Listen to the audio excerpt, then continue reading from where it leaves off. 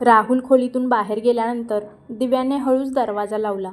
ती पलंगावर बसली आणि खोल श्वास घेतला. संपूर्ण दिवसाचा थकवा, मनातील भीती आणि भावनांचा बांध अखेर फुटला.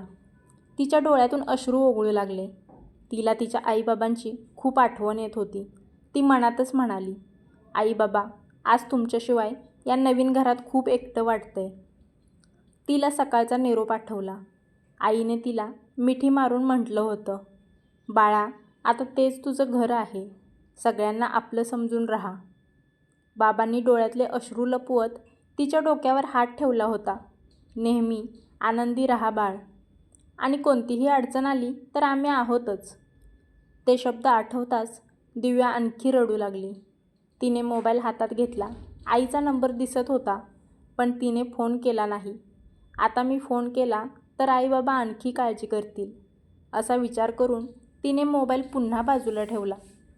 खिडकीतून बाहेर पाहत ती शांतपणे अश्रू पुसत होती. तिच्या मनात एकच प्रार्थना होती, देवा, माझा संसार सुखाचा होऊ दे. आणि जे सत्य अजून राहुलला माहीत नाही, ते समोर आल्यावर त्याच्या मनात माझ्याबद्दलचा विश्वास आणि प्रेम कायम राहू दे. असं म्हणत ती उशीला मिठी मारून शांतपणे पडून राहिली. पण तिच्या मनातील भीती अजूनही तशीच जागी होती. तिकडे दिव्याच्या आईबाबांच्या घरी मात्र वेगळंच वातावरण होतं. मुलीचं लग्न सुखरूप पार पडलं होतं. दोघांच्या चेहऱ्यावर समाधान होतं. आई देवासमोर दिवा लावत म्हणाली, देवा, माझ्या मुलीचा संसार सुखाचा होऊ दे. बाबांनीही सुटकेचा निश्वास टाकला. वर्षानुवर्षाची काळजी आज जणू हलकी झाली होती. पण गावात आणि शेजारापाजारात कुजबूज सुरू झाली होती. एक जण म्हणाला, अरे, एवढ्या श्रीमंत घरात या मुलीचं लग्न कसं काय झालं? दुसरा हळू आवाजातच म्हणाला, मुलगी गरीब घरची आहे, शिवाय तिला चालतानाही अडचण आहे, तरीही त्यांनी होकार कसा काय दिला? त्यावर तिसरा म्हणाला, काहीतरी कारण असेल. एवढं मोठं घराणं विचार न करता निर्णय घेणार नाही. या चर्चा दिव्याच्या आईच्या कानावर पडत होत्या. तिच्या डोळ्यात पाणी आलं. ती शांतपणे म्हणाली, माझ्या मुलीची ओळख तिच्या परिस्थितीने किंवा तिच्या पायाने नाही, तिच्या स्वभावाने, संस्कारांनी आणि माणुसकीने आहे. दिव्याचे बाबा तिच्या बाजूला उभे राहिले आणि ठाम आवाजात म्हणाले, लोक काहीही बोलतील, पण आम्हाला आमच्या मुलीचा अभिमान आहे. तिने कधी कोणाचं वाईट केलं नाही. देव न्याय करतो, लोक नाही. हे बोलून दोघांनी पुन्हा देवासमोर हात जोडले. त्यांच्या मनात एकच इच्छा होती, राहुलला जेव्हा पूर्ण सत्य कळेल तेव्हा तो दिव्याला तिच्या मनासाठी स्वीकारो. केवळ तिच्या बाह्य परिस्थितीकडे पाहून निर्णय घेऊ नये.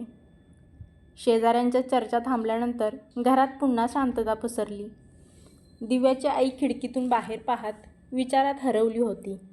अचानक ती बाबांकडे वळून म्हणाली, ऐका, आत्तापर्यंत राहुलला सगळं खरं समजलंही असेल ना? हे ऐकताच बाबांच्या चेहऱ्यावरची चिंता पुन्हा दिसू लागली. ते हळू आवाजातच म्हणाले, कदाचित गृहप्रवेशाच्या वेळी किंवा नंतर त्याच्या लक्षात आलं असेल. आईच्या डोळ्यात पाणी आलं.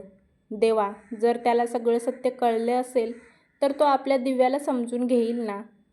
तिच्यावर रागावणार तर नाही ना? बाबांनी तिचा हात हातात घेतला आणि म्हणाले, आपण दिव्याला नेहमी सत्य बोलायला शिकवलंय. तिने किती वेळा सांगितलं होतं की राहुलला सगळं आधी सांगा, पण आता जे व्हायचं होतं ते झालं. क्षणभर दोघेही शांत बसले. आई देवासमोर हात जोडत म्हणाली, देवा, आमच्या मुलीने आयुष्यात खूप दुःख पाहिलं आहे. आता तिच्या वाट्याला सुख येऊ दे.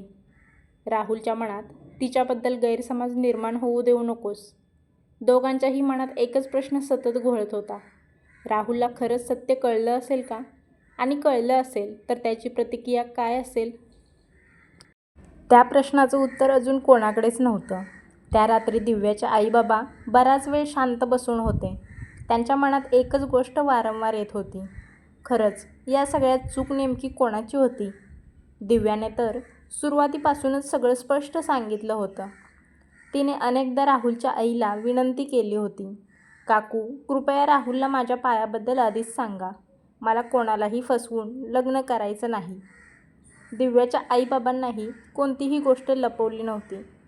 राहुलच्या आईने जेव्हा स्थळ पाहायला येऊन विचारलं, तेव्हाच त्यांनी अपघात, उपचार आणि दिव्याला चालताना होणारी अडचण याबद्दल स्पष्ट सांगितलं होतं. त्यांनी एकही गोष्ट लपवण्याचा प्रयत्न केला नव्हता. पण राहुलच्या आईने आपल्या मनाने एक निर्णय घेतला.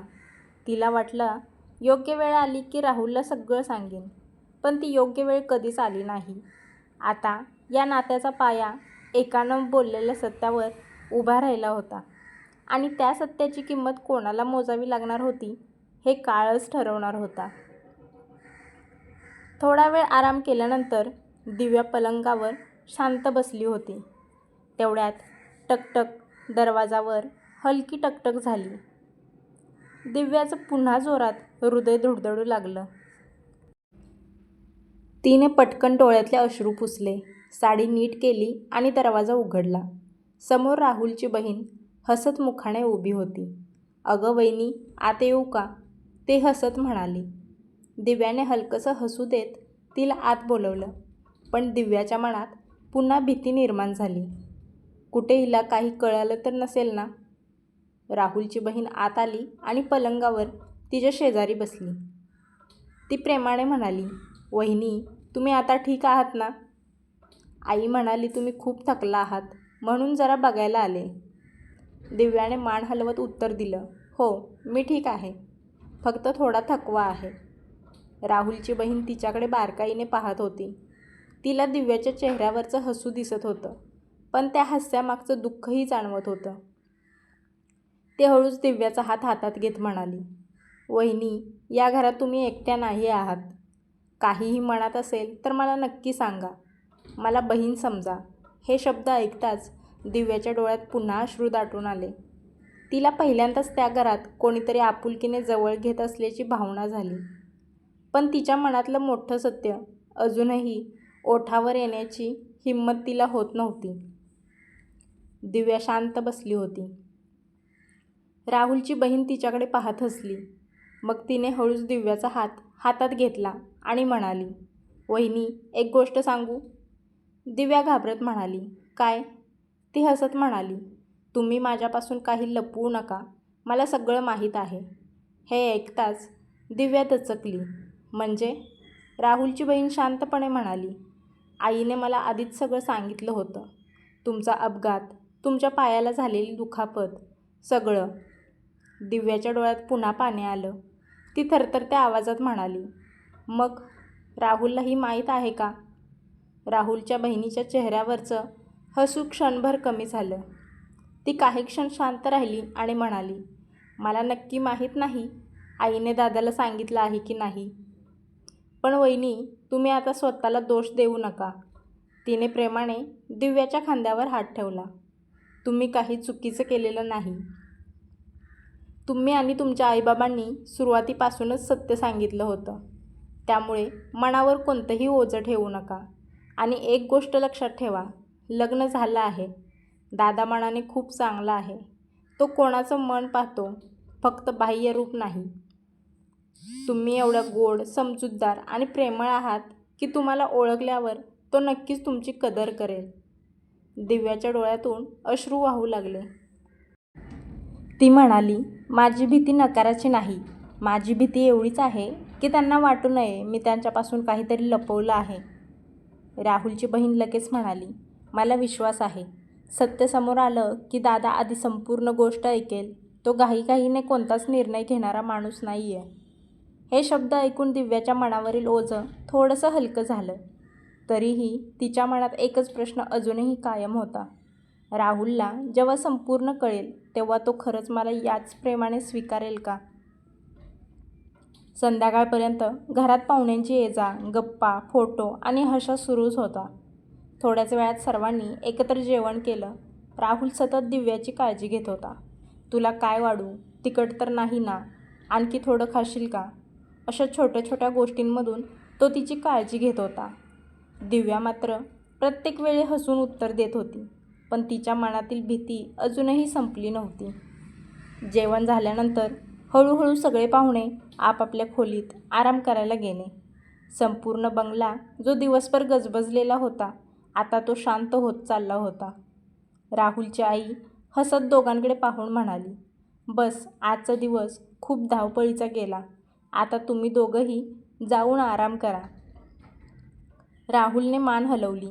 तो दिव्याकडे पाहत म्हणाला, चल. दोघेही हळूहळू जिना चढून त्यांच्या खोलीकडे निघाले. दिव्याला चालताना अजूनही थोडी अडचण होत होती. राहुलने काहीही न बोलता तिच्या चालीनुसार स्वतःचा वेग कमी केला. गरज पडेल तेव्हा तिचा हात धरून तिला आधार देत होता. तिच्यासोबत तो चालत होता. दिव्याने त्याच्याकडे एकदा पाहिलं. तिच्या मनात विचार आला, हा माणूस इतकी काळजी घेतोय, पण त्याला अजूनही माझ्याबद्दलचं संपूर्ण सत्य माहीत नाही. दोघेही त्यांच्या खोलीत पोहोचले. राहुलने शांतपणे दरवाजा बंद केला. खोलीत आता फक्त दोघेच होते. दिव्याच्या हृदयाची धडधड पुन्हा वाढू लागली. तिला वाटत होतं, कदाचित आजच मला राहुलला सगळं सांगावं लागेल. आणि राहुलही तिच्याकडे पाहत होता. जणू त्याच्या मनातही काही प्रश्न होते, ज्यांची उत्तरं तो आजच शोधणार होता. रूममध्ये आल्यावर काही क्षण दोघेही शांत होते. राहुलची नजर नकळत वारंवार दिव्याच्या पायाकडे जात होती. गृहप्रवेशाच्या वेळी घडलेला प्रसंग त्याच्या मनातून काही केला जात नव्हता. पण दिव्याने साडी नेसल्यामुळे तिचे पाय पूर्णपणे झाकले गेले होते. त्यामुळे त्याला नेमकं काय झालं आहे हे अजूनही समजत नव्हतं. राहुल हळू आवाजात म्हणाला, दिव्या, तू खूप थकली असशील. ती फक्त मान हलवून शांत राहिली. राहुल कपाट उघडत म्हणाला, इतकी जड साडी घालून आराम होणार नाही. तू आरामदायक ड्रेस घाल. मग थोडा आराम करूया. हे शब्द ऐकताच दिव्याच्या चेहऱ्यावरील रंग उडाला. तिच्या हातातील साडीचा पदर आता घट्ट झाला. तिच्या मनात एकच विचार सुरू झाला, आता काय करू? कारण साडी बदलून ड्रेस घातला तर तिच्या पायाची दुखापत आणि चालण्यातील अडचण राहुलच्या नजरेतून लपणार नव्हती. काही क्षण ती गप्पच उभी राहिली. राहुलने तिच्या चेहऱ्याकडे पाहून विचारलं, काय झालं? एवढी घाबरल्यासारखी का दिसतेस? दिव्याने जबरदस्तीने हसू आणत उत्तर दिलं, नाही, काही नाही. पण तिचा आवाज थरथरत होता. राहुलला आता स्पष्ट जाणवत होतं, दिव्या केवळ थकलेली नव्हती, ती एखाद्या मोठ्या गोष्टीचं ओझं मनात घेऊन वावरत होती. आणि दिव्या, तिच्या मनात आता एकच निर्णय घोळत होता, मी अजून किती वेळ हे सत्य लपवणार? राहुलला ते माझ्याकडूनच कळलेलं बरं, की दुसऱ्या कोणाकडून? तिच्या आयुष्यातील सर्वात कठीण क्षण आता अगदी जवळ आला होता. दिव्या तशीच जागेवर उभी राहिलेली होती. तिच्या चेहऱ्यावरचा ताण राहुलच्या नजरेतून सुटला नाही. राहुल हलकंसं हसला आणि म्हणाला, अरे, मला वाटलं तुला माझ्यासमोर कपडे बदलायला संकोच वाटत असेल. तो लगेच मागे वळला आणि म्हणाला, ठीक आहे, मी बाल्कनीत थांबतो. तू आरामात ड्रेस बदल, घाई करू नकोस. असं म्हणत राहुल बाल्कनीत जाऊन उभा राहिला. दिव्याने सुटकेचा निश्वास टाकला, पण तो फक्त काही क्षणांचाच होता. कारण तिला माहीत होतं, ड्रेस बदलल्यानंतर सत्य पुन्हा लपवणं जवळपास अशक्य होणार होतं. तिने तिची बॅग उघडली. एक साधा ड्रेस हातात घेतला. डोळ्यातून अश्रू पुन्हा ओघळू लागले. ती मनात म्हणाली, देवा, आता जे होईल ते होईल. पण राहुलने माझ्या मनावर विश्वास ठेवावा. थरथरणाऱ्या हातांनी तिने साडी बदलायला सुरुवात केली. आणि दुसरीकडे बाल्कनीत उभा असलेला राहुलही विचारात हरवला होता. दिव्या काहीतरी माझ्यापासून लपवत आहे, पण नक्की काय? दोघंही आपापल्या विचारात हरवलेले होते. आणि काही क्षणातच त्यांच्या आयुष्याला वेगळं वळण देणारं सत्य समोर येणार होतं. बाल्कनीत उभा राहून राहुल शांतपणे बाहेर पाहत होता. पण त्याचं मन मात्र सतत दिव्याकडेच लागलं होतं. तो मनातच विचार करत होता, गृहप्रवेशाच्या वेळी तिचा तोल का गेला? ती चालताना इतकी सावध का चालत होती? खरंच सकाळी पाय घसरल्यामुळे इतका त्रास होऊ शकतो का? त्याला दिव्याची चिंता वाटू लागली. तो स्वतःशीच म्हणाला, कदाचित तिला माझ्या कल्पनेपेक्षाही जास्त त्रास होत असेल. इतका वेळ लग्नाचे विधी, उभं राहून चालणं, त्यामुळे दुखणं वाढलं असेल. क्षणभर त्याने दरवाजाकडे पाहिलं. त्याच्या मनात आलं की आत जाऊन पुन्हा विचारावं, पण लगेच तो थांबला. नको, तिला थोडीशी प्रायव्हसी देतो. ड्रेस बदलून झाली की पुन्हा विचारतो. गरज पडली तरच. लगेच डॉक्टरांकडे घेऊन जाईन. राहुलच्या मनात एकदाही संशय आला नव्हता. त्याच्या मनात फक्त पत्नीबद्दलची काळजी होती. तो फक्त एवढाच विचार करत होता. ती दिवसभर हसत होती, पण कदाचित खूप वेदना सहन करत असेल. हे विचार करत तो बाल्कनीत शांत उभा राहिला आणि त्याला अजिबात कल्पना नव्हती की काही क्षणात त्याच्या आयुष्यातील सर्वात मोठं सत्य त्याच्यासमोर येणार होतं. काही मिनिटांनी दिव्याने खोल श्वास घेतला. तिने हळूच दरवाजा उघडला. बाल्कनीत उभा राहिलेला राहुल आत आला.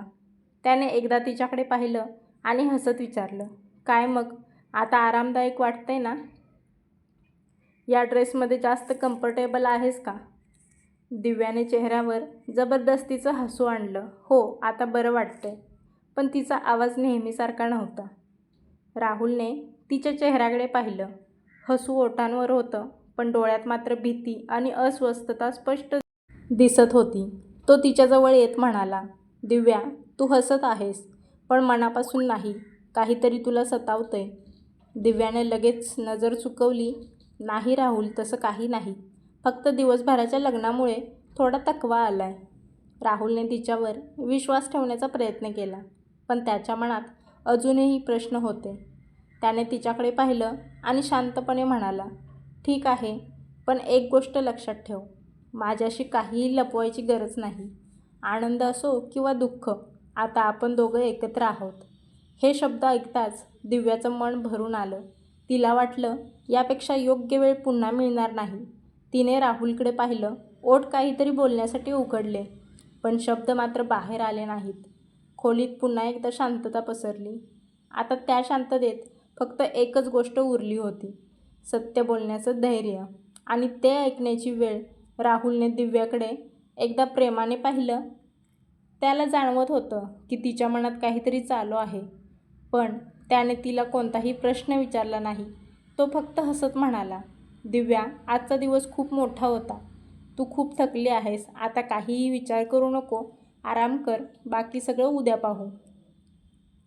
दिव्यानं लगेच मान हलवली. राहुलने खोलीतील लाईट मंद केला आणि पलंगाच्या दुसऱ्या बाजूला जाऊन आडवा झाला.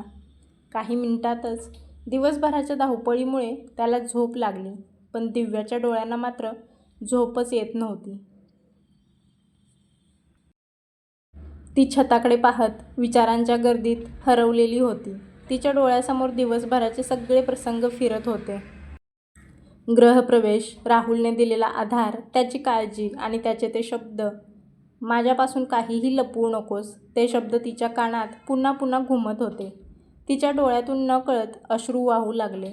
ती मनातच म्हणाली, राहुल, मला तुझी फसवणूक करायची नव्हती. मी तर सुरुवातीपासूनच तुला सत्य सांगावं असंच म्हणत होते. पण आता हे सगळं तुला कसं सांगू? तिने हळूच राहुलकडे पाहिलं. तो शांतपणे झोपला होता. त्याच्या चेहऱ्यावर समाधान होतं आणि ते पाहून दिव्याचं मन आणखी भरून आलं. ती रात्रभर कुशी बदलत राहिली, खूप वेळ स्वतःला समजावत राहिली आणि अखेर पहाटेच्या सुमारास थकव्यामुळे तिचे डोळे मिटले. पण तिच्या मनातला प्रश्न अजूनही जागाच होता. उद्या सकाळ झाली की सत्य अजून किती काळ लपून राहील? या प्रश्नाने तिचे डोळे बंद होत नव्हते.